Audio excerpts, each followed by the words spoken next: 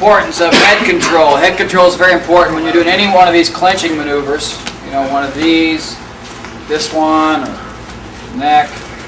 When I control his head, I control his body. It's a typical, very common principle talked about in martial arts. Wherever his head goes, the body will follow. So you control his head, you control the person. So when I grab here, whichever grip I'm using, think about using his head like a joystick and moving him around. Yes. Pull or push, and I pull, and I lean sideways, and I lean sideways, and sometimes I shift my grip on the top of the head because when I pull the neck, resist. It's like a pit bull here. He doesn't want to go. See? He doesn't want to go. If I grab up here, it's harder to resist. So when you want to pull someone's head down, don't grab the neck so much. That's more for the body shots. This is fine for the body shots. I want to knee his face, grip up higher.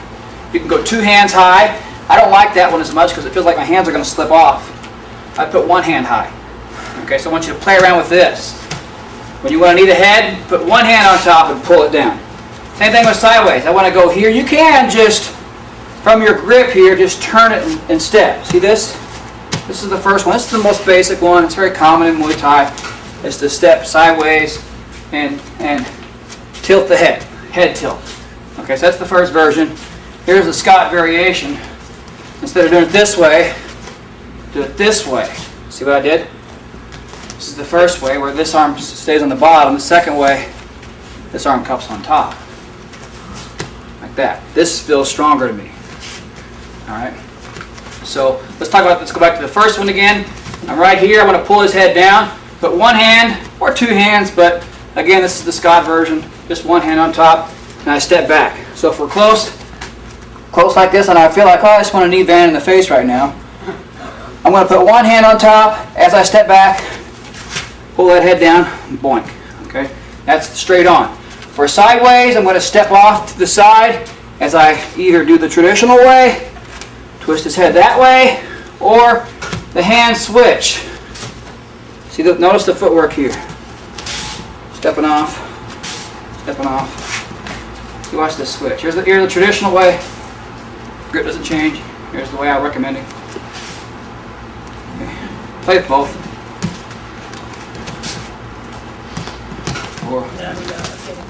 And you work both sides. So you got head control to knee him in the head. First principle is just simply when you want to knee him anywhere, is you control and moving him off balance. Bow, bow, bow, bow. See, I don't give him any room to breathe. I don't give him a second to sort of collect his bearings. I mean, I just keep him off balance. That's the first sort of principle.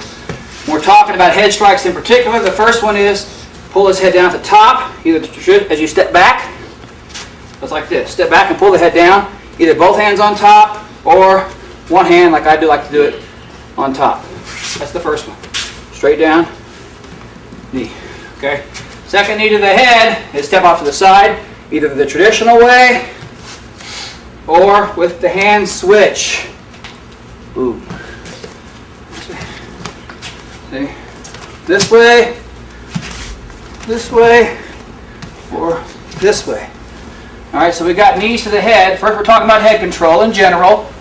Then we're talking about how to knee someone in the head, stepping straight back, pulling his head down, or stepping off to one side and pulling his head down to either side.